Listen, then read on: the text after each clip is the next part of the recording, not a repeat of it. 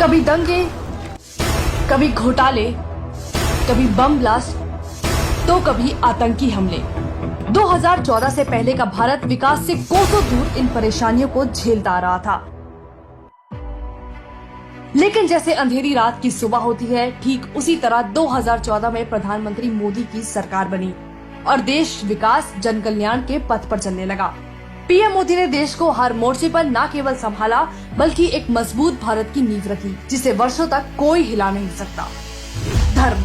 पूर्व की सरकारों ने राम मंदिर को अपने राजनीतिक फायदे के लिए इस्तेमाल किया, हिंदुओं की आस्था को नजरअंदाज किया, लेकिन पीएम मोदी ने इसे अपना कर्तव्य मानकर पूरा करके दिखाया। वो चाहते तो राजीव गांधी की तरह संसद में आकर अपना फरमान सुना देते, लेकिन उन्होंने कानून का रास्ता चुना और रामलला को उनकी सही जगह विराजमान किया। जो मनमोहन सरकार कहती थी कि देश के संसाधनों पर केवल अल्पसंख्यकों का अधिकार है और केवल उन्हें अपना वोट बैंक समझा, पीएम मोदी ने उसी अल्पसंख्यक समुदाय को बिना बेचारा बताए समान रूप से देश में बराबर की पहचान और सम्मान दिया।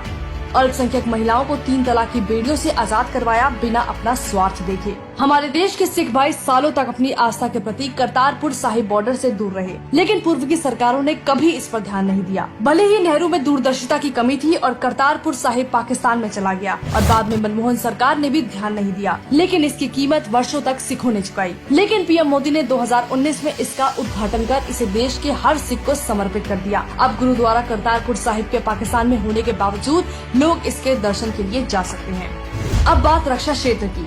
एक समय था कांग्रेस का जब उस समय के रक्षा मंत्री ए.के. एंटनी ने खुलेआम कहा था कि भारत के पास राफेल खरीदने के पैसे नहीं हैं। ये वो समय था जब हमारे सैनिकों के पास बुलेट प्रूफ जैकेट तक नहीं थी और तत्कालीन प्रधानमंत्री ये कहकर पल्ला झाड़ लेते थे कि पैसे पेड़ पर नहीं उगते। 2010 से 2013 के बीच चीन ने भारत में 600 से अधिक बार घुसपैठ करने की कोशिश की थी, लेकिन उस पर कार्रवाई या जवाब देना तो दूर, उल्टा राहुल सोनिया उन्हीं की गोद में बैठे MOU साइन करते नजर आए थे।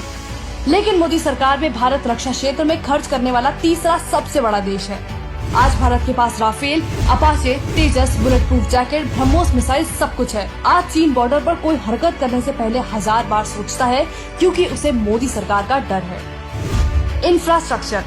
2019 से पहले भारत के पास न तो संसाधनों की कमी थी, न ही पैसों की। अगर कमी थी तो वो काम करने की नीयत थी।